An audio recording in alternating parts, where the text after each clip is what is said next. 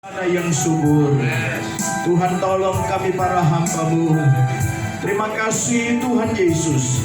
Kami duduk diam untuk terima firman Allah di dalam nama Tuhan Yesus Kristus. Haleluya. Amin.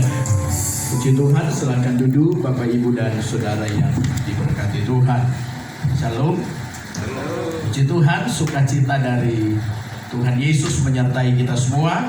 Kita buka firman Tuhan di dalam Injil Matius 28. Ayat ini sudah sangat kita kuasai tentunya, karena kita hamba-hamba Tuhan, kita para pendeta pasti sudah paham akan ayat ini. Injil Matius 28 ayat 16 sampai ayat yang ke-20. Injil Matius 28. Injil Matius 28. Injil Matius 28 ayat 16 sampai ayat yang ke-20. Demikian bunyi firman Tuhan. Dan ke-11 murid itu berangkat ke Galilea, ke bukit yang telah ditunjukkan Yesus kepada mereka. Ketika melihat Dia, mereka menyembahnya, tetapi beberapa orang ragu-ragu. Yesus mendekati mereka dan berkata, "Kepadaku telah diberikan segala kuasa di sorga dan di bumi.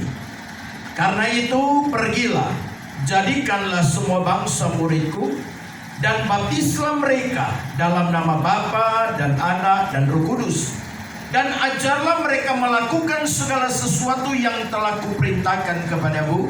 Dan ketahuilah, Aku menyertai kamu senantiasa sampai kepada akhir zaman." Puji Tuhan, tema firman Allah, beritakan Injil. Apa Bapak Ibu? Beritakan Injil.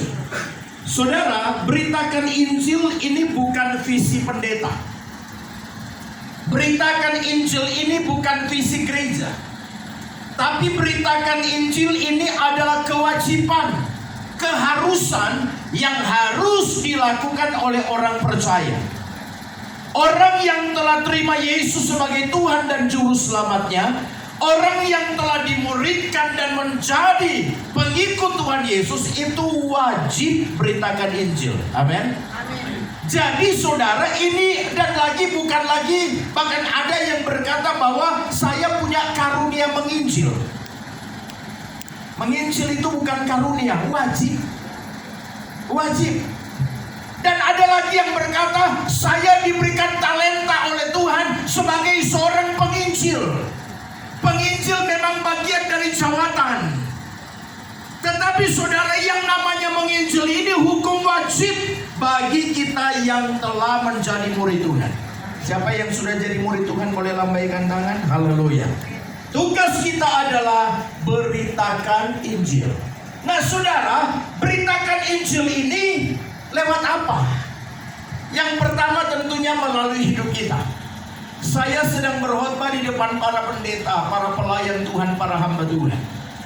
Saudara, firman Tuhan berkata bahwa saya dan saudara ini adalah surat Kristus yang dapat dibaca oleh semua orang.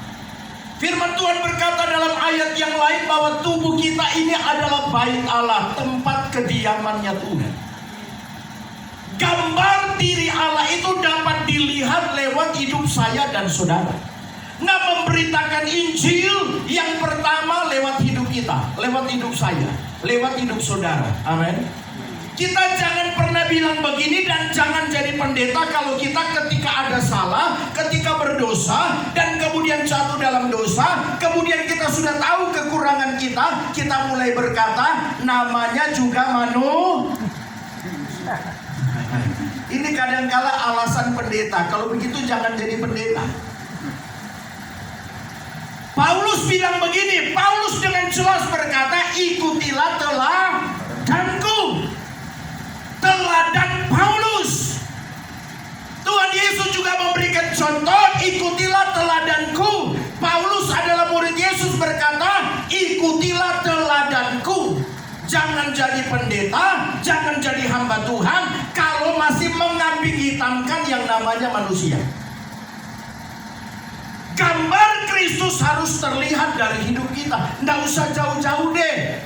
Contoh sederhana, buah kasih itu aja. Contoh sederhana buah roh. Itu aja, bagaimana kasih kita, perbuatan kita, sikap kita, tingkah laku kita.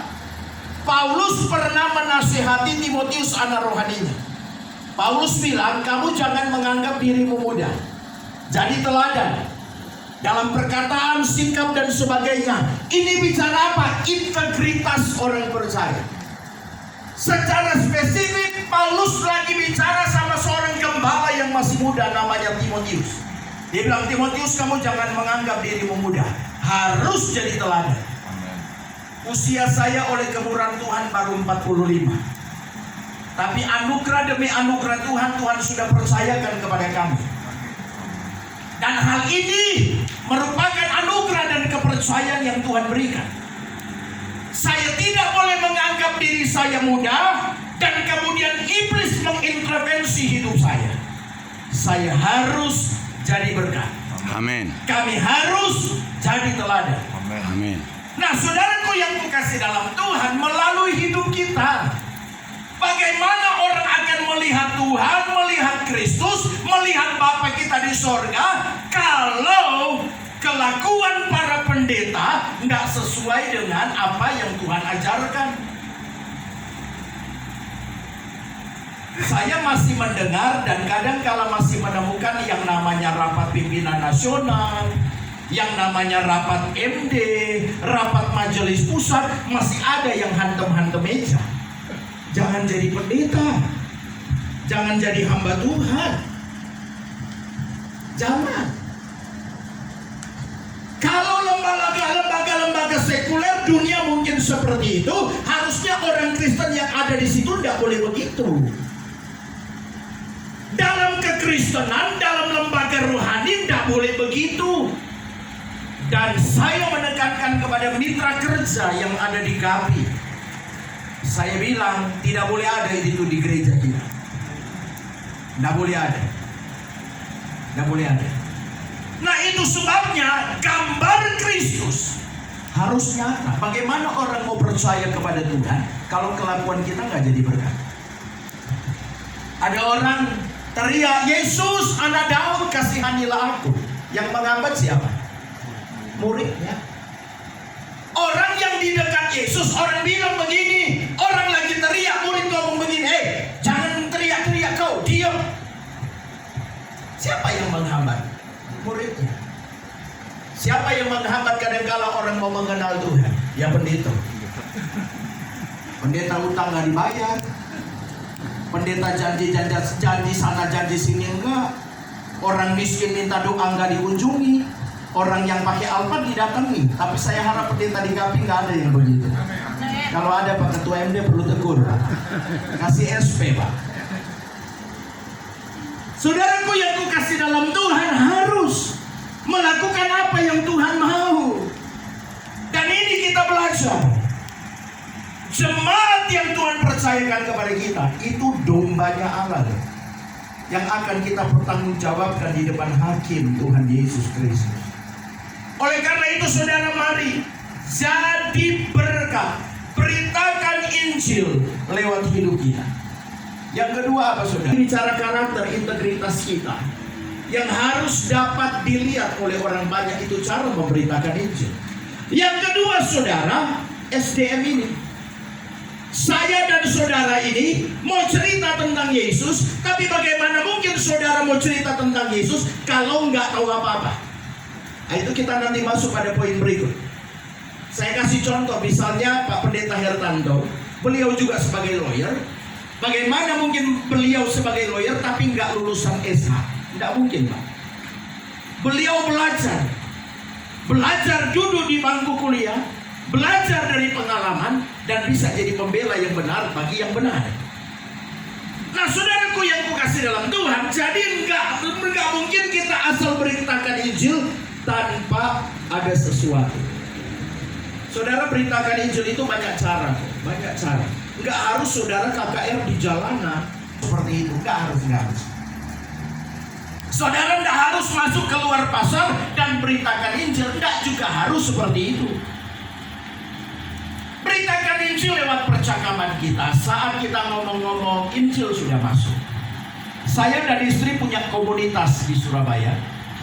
Ada agama Buddha di situ, ada agama Muslim di situ, ada agama Hindu di situ. Kami berteman. Tetapi apakah identitas saya, identitas kami sebagai pengikut Kristus, sebagai hamba Tuhan harus ditanggalkan? Enggak. Ketika kami ada di karaoke, mereka nyanyi sekuler, silakan. Saya nyanyi lagu rohani. Jadi memberitakan Injil lewat lagu, lewat pujian. Dan ada di antara mereka akhirnya yang tadinya menyebutkan sesuatu yang saya sendiri kaget. Puji Tuhan, akhirnya kami menjadi berkah. Jadi berkah. Jadi bisa beritakan Injil lewat hidup kita, percakapan kita, lewat kesaksian hidup kita, lewat doa. Puji Tuhan, saya beberapa kali dipercaya dalam kegiatan umum mewakili orang Kristen. Saya berdoa lewat doa. Tapi jangan jadikan media sosial itu bangku debat. Saya juga nggak setuju seperti itu. Nggak perlu. Ada mahasiswa kami seperti itu, saya tegur. Saya bilang, kamu nggak usah begitu. Beritakan Injil, kamu tidak perlu nyerang orang lain. Karena Tuhan Yesus tidak pernah ajarkan itu. Kamu jangan jadi pendeta, jangan jadi hamba Tuhan. Lepas sarjana teologimu kalau model pelayanan kamu seperti itu. Media sosial boleh sebagai sarana untuk positif. Media sosial boleh sebagai sarana untuk pelayanan, boleh. Tapi bukan ada motivasi di balik itu semua. Karena Tuhan Yesus tidak mengajarkan kita untuk sesuatu cara-cara yang tidak berkenan di hadapan Tuhan. Jangan sampai suatu hari ketika kita dipanggil Tuhan, kita ketuk pintu sorga dan Tuhan bilang, pulang kamu, saya tidak kenal. Atau saat kita mati, bukan firman Tuhan bilang, habaslah hamba yang baik dan setia. Tapi ada sebutan bilang begini, hamba yang jahat dan tidak tahu hal yang baik. Hati-hati. Yang masuk surga itu akan disebut Tuhan hamba yang baik dan setia. Jadi saudara, beritakan Injil lewat hidup kita. Beritakan Injil dengan apa yang Tuhan anugerahkan bagi kita. Keuangan bisa. Saudara mungkin tidak bisa ke pedalaman Toraja. Saudara mungkin tidak bisa ke pedalaman Kalimantan. Saudara mungkin tidak bisa ke pedalaman Pulau Jawa. Ada banyak daerah-daerah yang Injil belum masuk. Tapi dengan saudara memberikan dana untuk orang-orang yang sedang bermisi, saudara sedang memberitakan Injil. Paulus pernah menggerakkan jemaat Tuhan di Makedonia.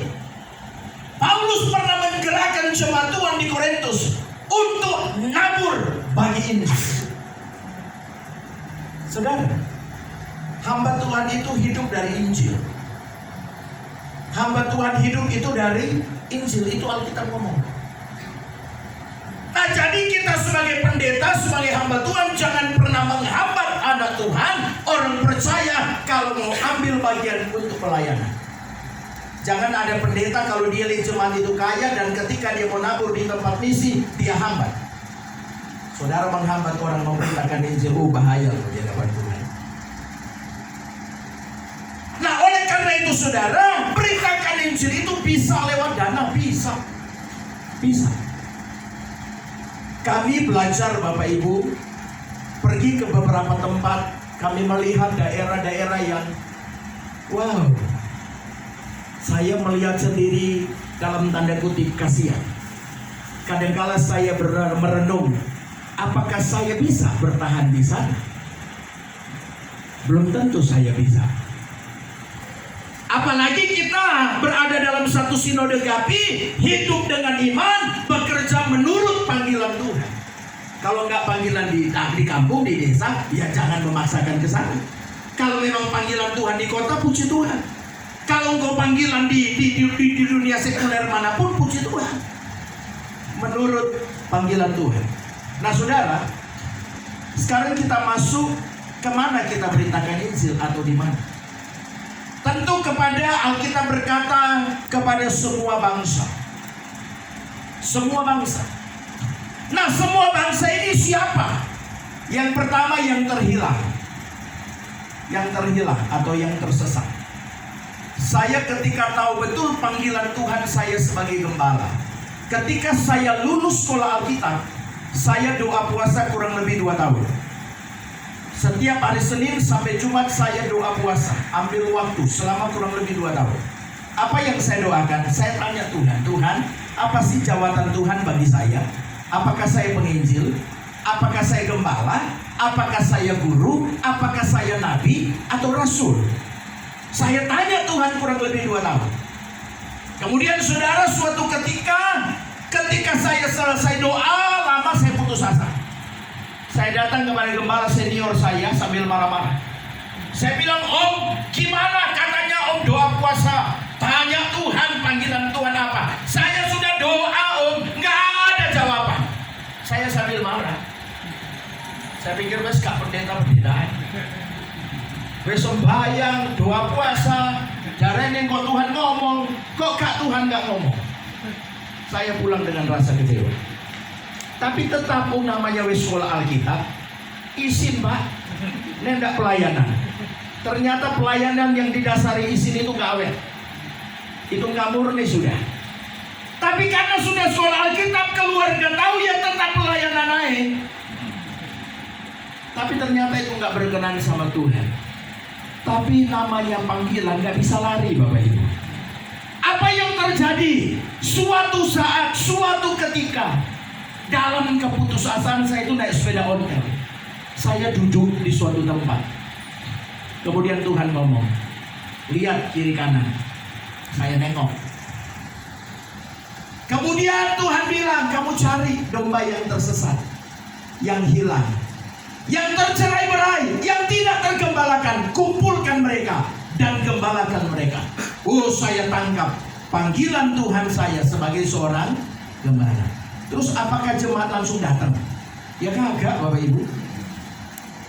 Apakah ketika Tuhan ngomong, jadi gembala, terus saudara berharap Tuhan penuhi jiwa-jiwa, bangku yang kosong Tuhan penuhi jiwa-jiwa. Terus kita tidak cari. Saudara suruh Tuhan cari. Emang lu Tuhan? Kita ini hamba, kita jangan suruh Tuhan cari jiwa.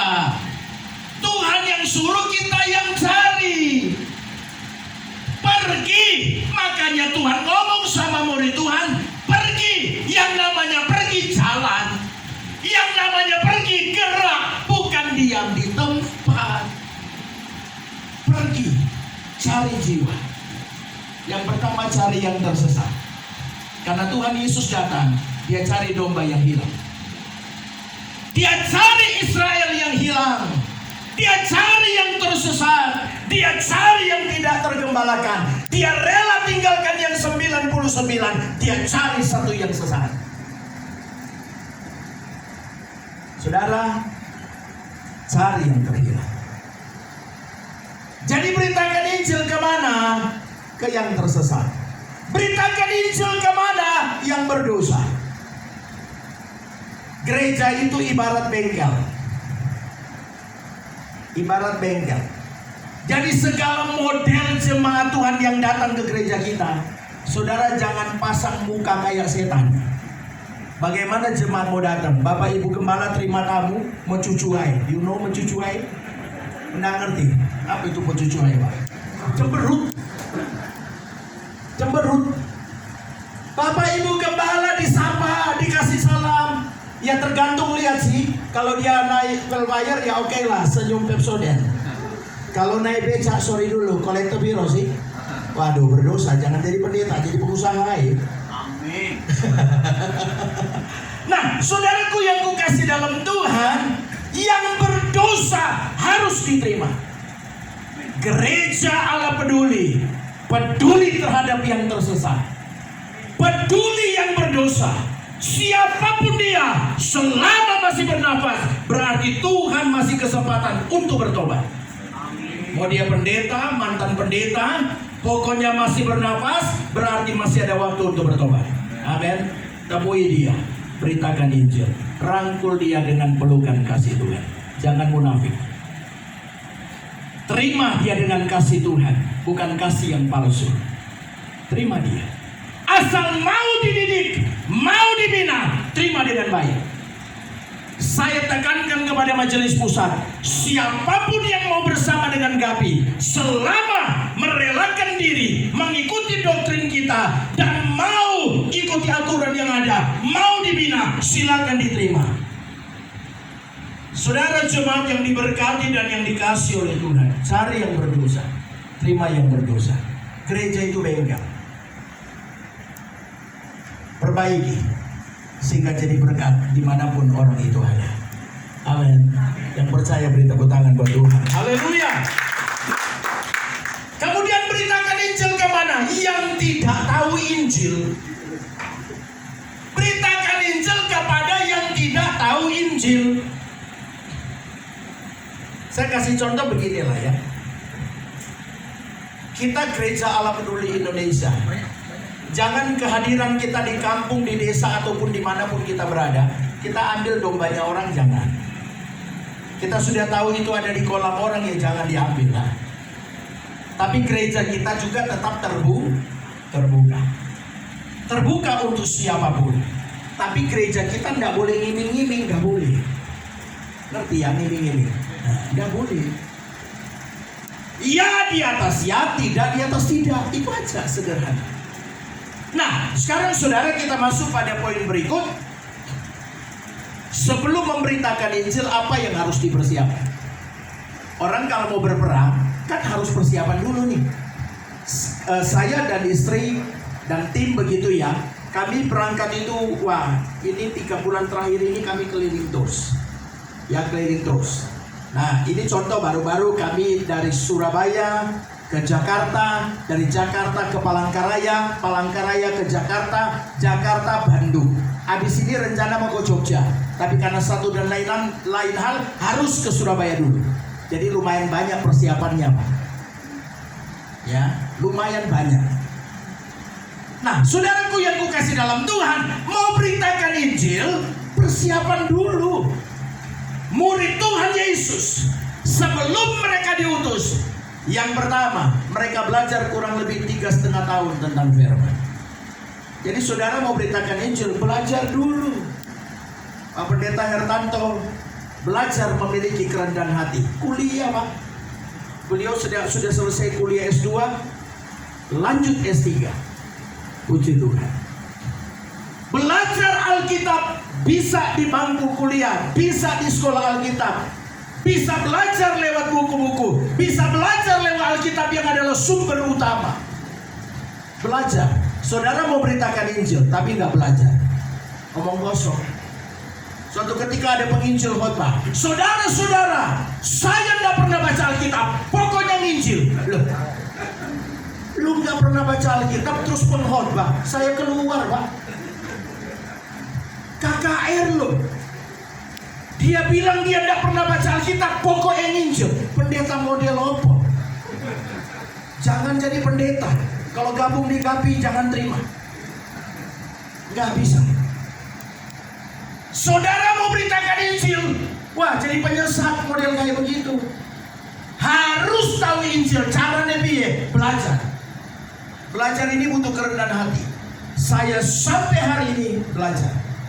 Walaupun kuliah S1, selama saya bisa, saya ikuti. Kadang dalam perjalanan sambil ngemudi, saya buka YouTube apapun yang bisa membangun iman. Kadangkala saya ikut proses perkuliahan mahasiswa yang sedang berlangsung.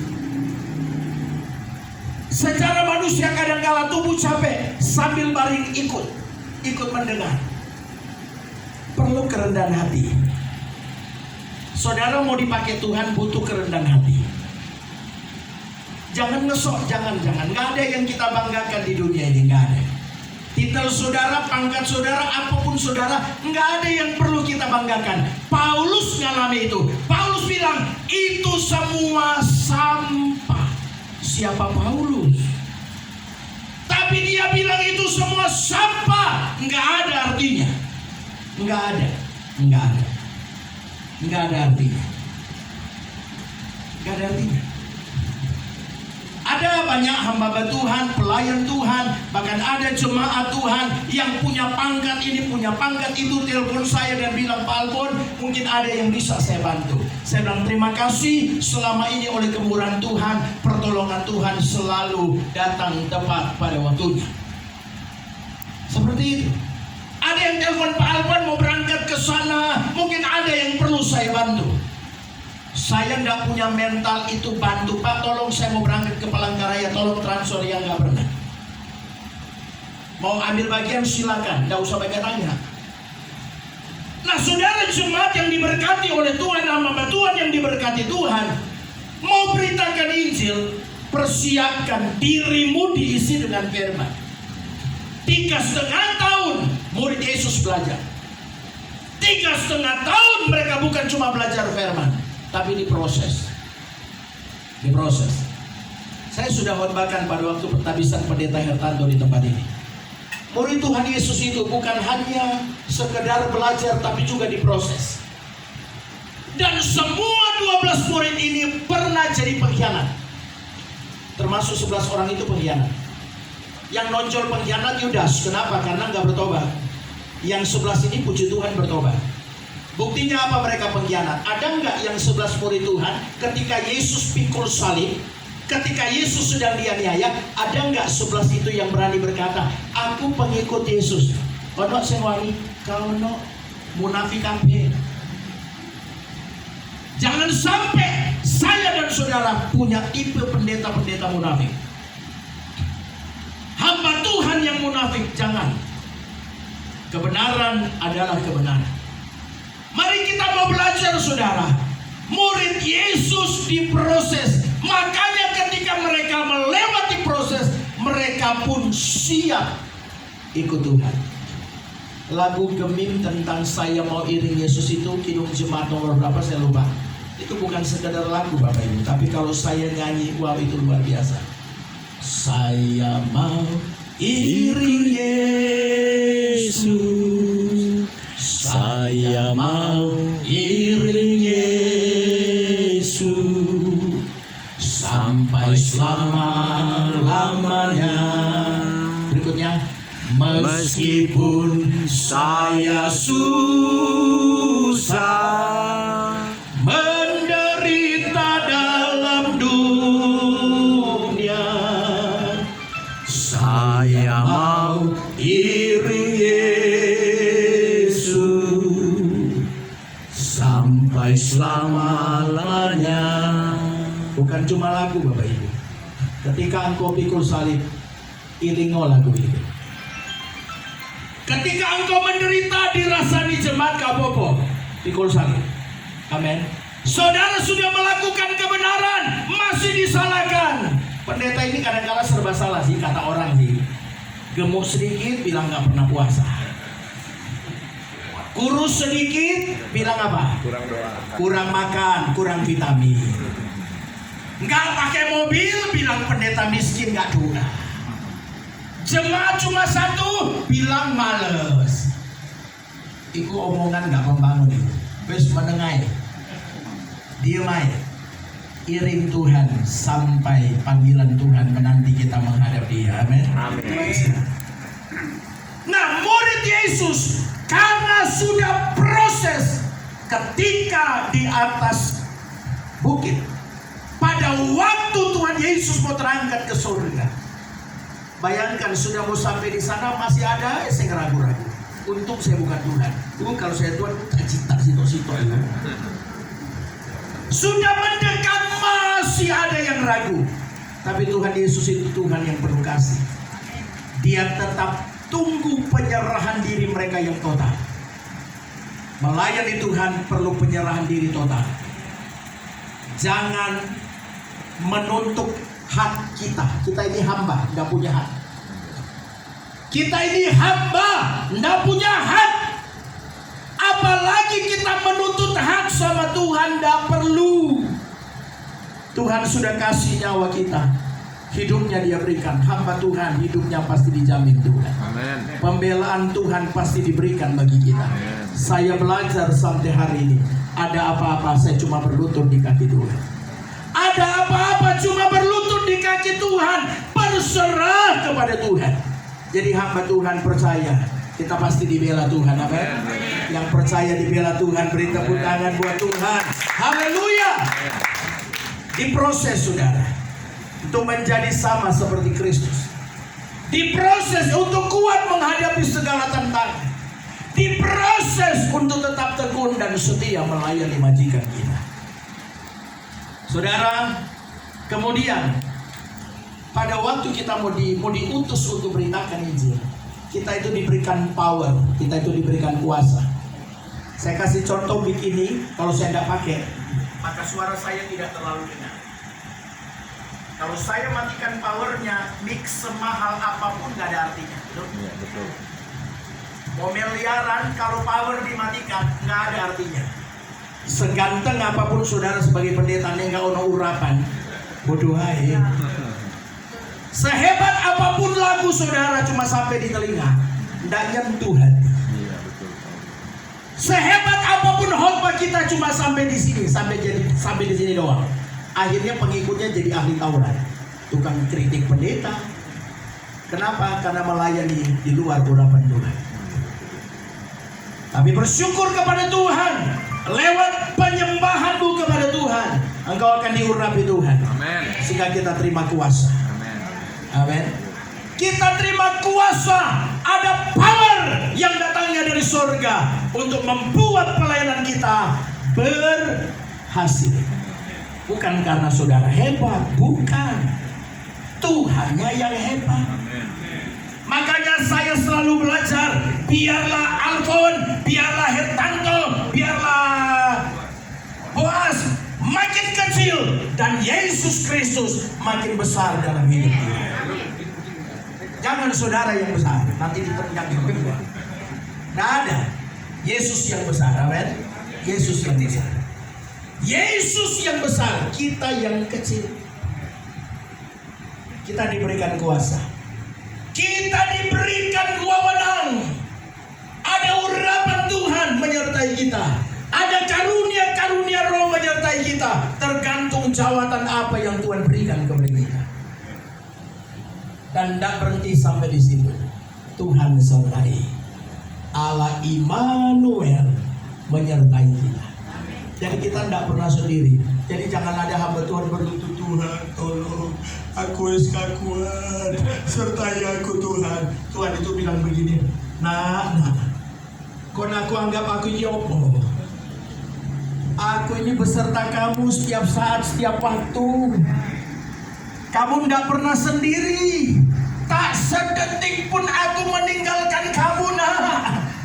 Jadi saudara, ketika ada masalah belajar bersyukur.